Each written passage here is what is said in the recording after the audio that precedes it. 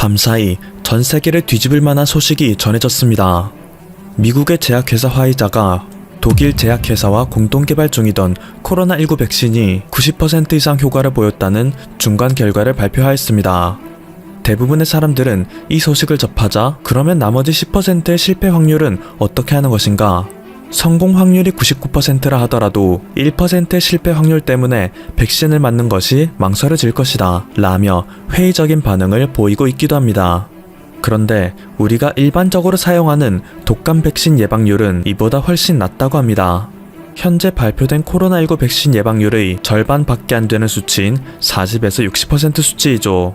불과 반세기 전까지만 해도 이것에 걸리는 것은 죽음과 세금을 피하는 것만큼 힘들다 라는 말이 있을 정도로 높은 전염률을 보이던 질병이 있습니다. 바로 홍역이죠. 그런데 이러한 홍역조차 90%에 가까운 예방률을 지닌 예방 백신이 개발된 후에는 이제는 인간에게 그다지 치명적인 질병으로 분류되지 않게 됐죠. 홍역에 직접적으로 노출된다 하더라도 며칠 내에 백신을 접종받기만 한다면 홍역은 예방될 수 있다는 말이 있을 정도이고, 한 인구 집단 내에서 홍역 예방 백신의 접종률이 92%를 넘길 경우 그 인구 집단에서 홍역은 절대 발생하지 않는다는 통계 결과가 있을 정도입니다. 그만큼 90%에 달하는 예방률 수치는 백신에게 있어 매직 넘버라고 불릴 수 있을 만큼 엄청난 성과인 것입니다. 미국 국립알레르기 전염병 연구소에서조차 코로나 백신 예방률이 50에서 60%만 돼도 효과적일 것이라 기대했으며, 과학계에서는 75%를 상회하는 예방률만 보여도 인류는 코로나19를 종식시킬 수 있을 것이라 입을 모았습니다. 그런데 마침 화이자의 임상 3상 시험 중간 결과 이 백신이 90%를 상회하는 뛰어난 효과를 나타냄이 밝혀졌습니다. 시일 내로 안전성 검사까지 마치고 이달 중으로 백신 긴급 승인 신청을 낼 계획이라 밝혔기에 밤사이 뉴욕과 유럽의 증시는 역대급 폭등 장세를 보였죠. 이전과는 확실히 다르다는 것이 각종 주류 경제계와 언론계, 과학계의 평입니다. 국제 유가 역시 8.5% 급등하였고, 반대로 코로나19 확산으로 인해 그동안 꾸준히 올랐던 안전자산인 금값은 한나절 만에 5% 급락하였습니다. 여행업계에도 순풍이 불어왔습니다. 코로나19 이후 벼랑 끝으로 몰렸던 크루즈 업계의 대표회사인 카니발의 주가는 38% 급등하였고, 로얄 캐리비안과 노르웨이 크루즈는 각각 28%, 26% 상승했습니다. 항공업계의 대표회사인 유나이티드 항공은 19.15%, 델타, 아메리칸 항공은 각각 17.03%, 15.18% 급등했습니다. 항공기 제조사 보잉 역시 13% 넘게 급등하며 투자자들의 기대감을 한껏 모았죠. 바이든 미국 대통령 당선인은 취임 이후 모든 국민에게 코로나19 백신을 무료로 접종하겠다는 발표를 했습니다. 의료 비용이 천문학적으로 드는 미국에서는 파격적인 발표였고, 그만큼 이번 코로나 백신에 거는 기대와 자신감이 크다는 뜻이겠죠. 한편으로는 그래도 끝까지 긴장의 끈을 늦추지 말고 코로나19 예방을 위해 마스크를 의무적으로 착용해달라는 말을 하여 그동안 트럼프 대통령이 보였던 행보와 정반대의 성향을 보여 주목을 받았습니다. 일각에서는 트럼프의 대선 낙방 소식이 전해지자 제약업계에서 백신 성공 발표를 한 것 아니냐며, 그만큼 현재 미국 정치계에서는 트럼프는 버림받았다는 말도 나오고 있는 상황입니다. WHO 역시 지난 9일 긴급히 열린 세계보건총회에서 우리는 바이든 대통령 당선인과 카멀라 해리스 부통령 당선인을 축하하는 메시지를 전달하고 싶다. 이 정부와 함께 매우 긴밀하게 협력하기를 기대한다 라는 발언을 하여 트럼프 대통령이 각계에서 버림받고 있는 현실을 여실히 반영하였습니다. 한편 이런 상황 속에서 중국이 보이고 있는 행보는 중국이 제 아무리 노력해도 이제는 세계의 원망을 피할 수 없을 것이라는 평가를 받고 있습니다. 중국은 현재 코로나 백신 치료제가 없는 상황에서 개발도상국들이 막대한 피해를 입고 있는 것을 이용하여 그 국가들에게 마스크, 인공호흡기 등을 무상으로 공급하며 해당 국가들의 중국에 대한 의존도를 높여왔습니다. 특히 미국의 턱밑이라고 할 수 있는 카리브해 지역에서 중국은 방역 외교뿐만 아니라 정부 차관 제공, 민간기업 투자 등 1대1로의 야망을 펼치고 있었죠. 하지만 미국의 백신 개발이 성공했다는 소식이 전해지며 이 분위기는 완전히 뒤집어지고 있는 상황입니다. 미국은 보나마나 자신들의 턱 밑에서 중국에게 포섭당하고 있는 국가들을 챙기려 할 것이고, 그렇다면 중국에게 조금이나마 고마운 마음을 갖고 있던 나라들은 중국이 바이러스를 퍼뜨려 나라가 위기에 처했는데 중국은 또 그 상황을 이용해서 우리를 속국으로 만들려 했다 라는 생각을 가질 수밖에 없기 때문이죠. 또한 중국은 얼마 전 일본에서 열리는 체조 친선 대회 참가를 위해 중국 체조 대표팀을 일본에 입국시킨 바가 있습니다. 그런데 이때 중국 체조 대표팀은 방호복으로 꽁꽁 싸맨 채 일본에 입국하여 일본의 언론에서 큰 주목을 받았습니다. 코로나로부터 안전하지 않은 일본으로부터 선수들을 보호하기 위함이라는 것이 그들의 설명이었는데, 일본에서 전달한 소식은 그것과는 정반대였습니다. 중국 체조 대표팀이 중국으로부터 코로나 바이러스를 들여오지 않게 하기 위해 방호복으로 몸을 꽁꽁 싸맨 것이라고 보도한 것이죠. 현재 일본은 도쿄에서만 하루에 157명의 신규 감염자가 발생했고, 홋카이도 지역에서는 코로나 감염이 급증하여 그동안 일본이 지역 경제를 부흥하기 위해 벌이던 캠페인 고투 캠페인에서 홋카이도 지역을 긴급 제외할 것을 검토할 정도로 코로나19의 재확산이 이루어지고 있습니다. 이러한 상황을 지켜보는 국내 네티즌들은 1차 확산도 2차 확산도 사그라들지 않았는데 3차 확산이 시작되고 있는 나라가 있다? 라며 일본을 조롱하고 있습니다. 그런데 이런 와중에 중국과 일본이 영혼의 눈치 싸움과 언론 플레이를 펼치고 있으니 셋 중 가장 뛰어난 방역을 보여주고 있는 한국의 입장에서는 그저 재미있게 쳐다보며 팝콘만 튀기면 된다는 평가가 나오고 있죠. 그리고 이런 상황 속에서 갑자기 발표된 미국의 백신 개발 성공은 한국에게 있어 또 다른 큰 기회로 다가올 것이라는 예측도 나오고 있어 기대를 한껏 모으고 있습니다. 백신을 개발해냈다면 그것으로 끝이 아닐 것입니다. 백신을 사람들에게 맞히려면 까다로운 보관 조건을 가진 백신을 변질되지 않도록 잘 보관하여 운송해내야 가능하겠죠. 그리고 최근 한국의 한 중소기업에서 이것에 매우 적합한 기술을 개발해낸 것인데요. 해당 중소기업은 EST라는 이름의 기업으로 상변화 물질을 이용하여 관리자가 원하는 온도를 오차 없이 유지할 수 있는 충냉 시스템을 만들어냈다 전해지고 있습니다. 특히 육지에서 흔히 이용되는 운송수단인 탑차가 갑자기 차량 엔진이 꺼지는 불상사를 맞이한다고 하더라도 이 충냉 시스템을 이용한다면 일정 시간 동안 계속 같은 온도를 유지할 수 있다고 하여 이번 코로나19 백신을 수송하는데 결정적인 해결책인 것입니다. 특히 인도네시아의 경우 다른 어떤 나라보다도 EST의 성과에 기민하게 반응하였고, 모든 부처를 동원하여 EST의 해당 시스템을 의뢰하려 나서고 있죠. 지난 27일에는 인도네시아의 각 부처와 EST가 화상회의를 통해 백신과 진단키트, 각종 신선식품 등을 인도네시아 각지에 원활히 보급하는 대책을 회의하기도 했습니다. 인도네시아는 연평균 온도 25에서 27도, 평균 습도 75에서 85%의 악기후 조건을 타고났습니다. 때문에 안 그래도 농산물 등의 신선식품을 저온으로 저장하고 운송하는 시스템에 대한 관심을 많이 갖고 있었기에 그동안 EST와 꾸준히 협업을 해오며 이 시스템의 핵심인 PCM 모듈 설치에 눈독을 들여왔습니다.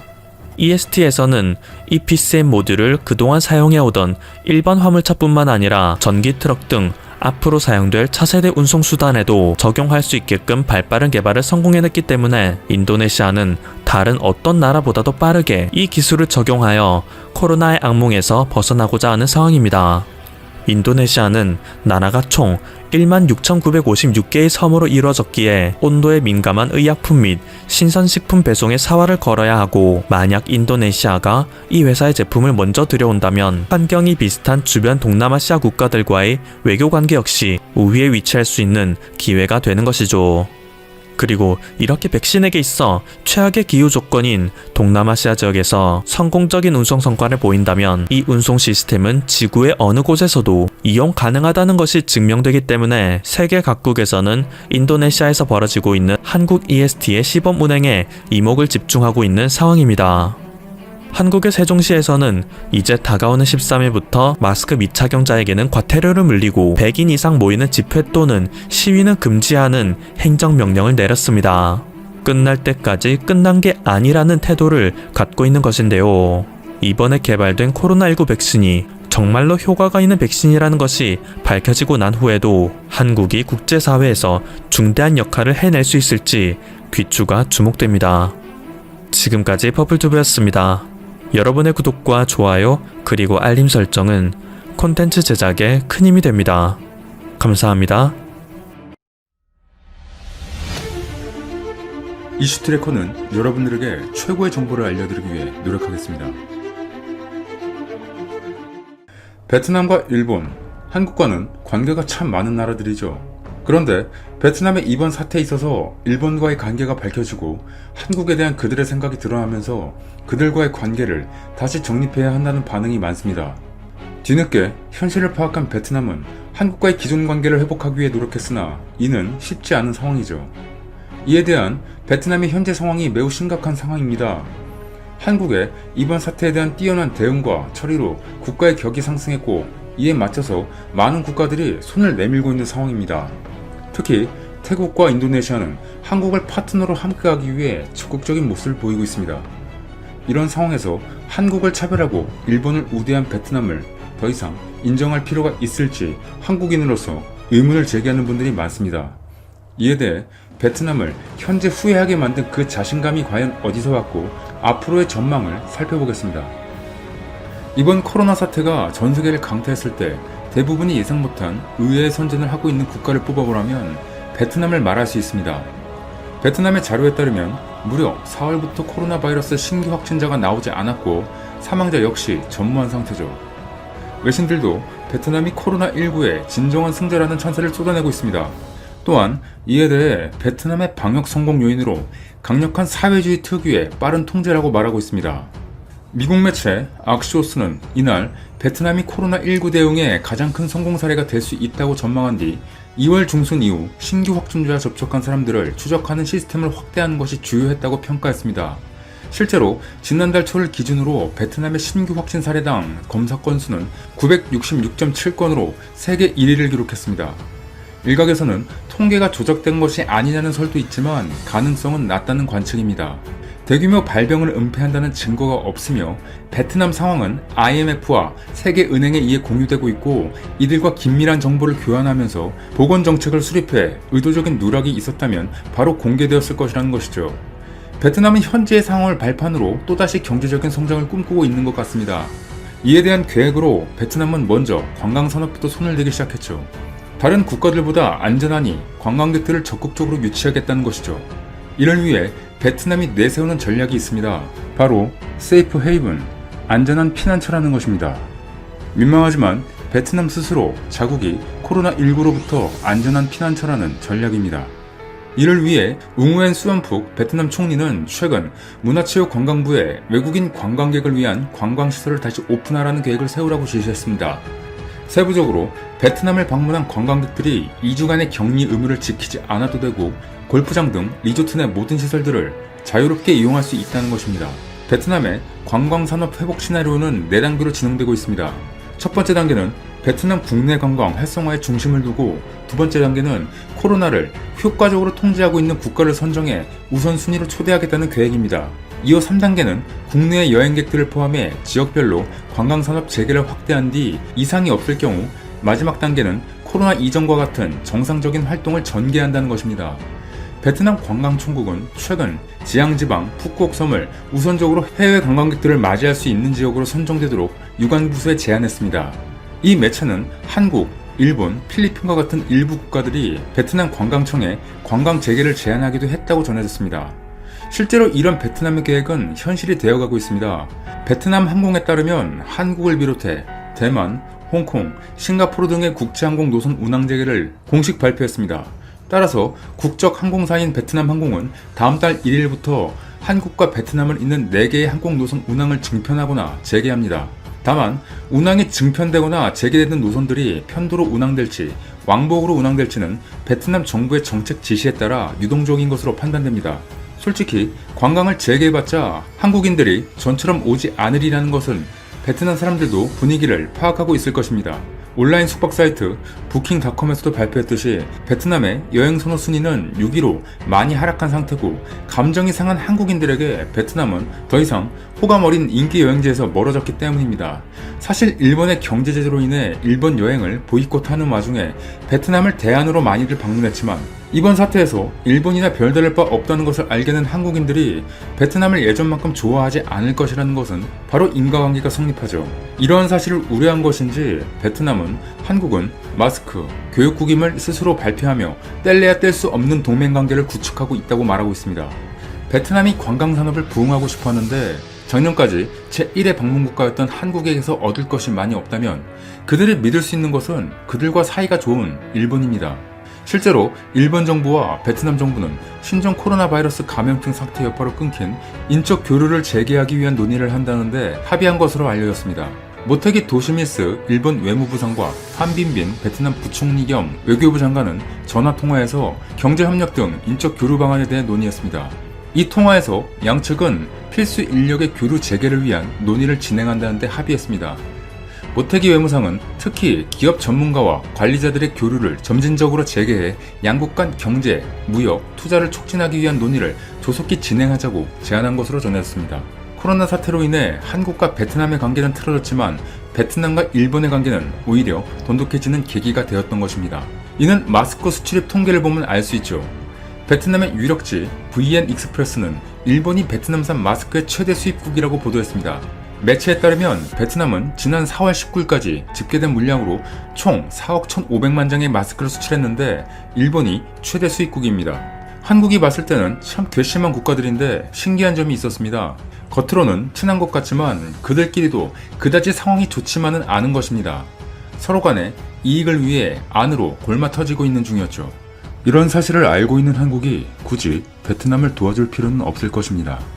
이렇게 베트남이 일본에게 다가가는 사이 인도네시아와 태국은 한국과의 협력을 위해 적극적인 움직임을 보이고 있습니다. 인도네시아와 태국은 한국과 트래블 버블 협정을 맺을 계획을 밝혔습니다. 트래블 버블은 협정을 맺은 양국 간에는 서로 입국을 허용하자는 조치로 버블이라는 거품 안에서는 자유롭게 움직일 수 있지만 외부와는 왕래를 차단하는 개념입니다. 한국이 코로나19를 통제할 수 있다는 믿음과 한국과의 협력을 통해 자국의 경제 회복에 속도를 낼 수 있을 것이라는 기대가 더해진 결과입니다. 두 나라의 적극적인 모습에 놀란 베트남은 일본이 아닌 한국을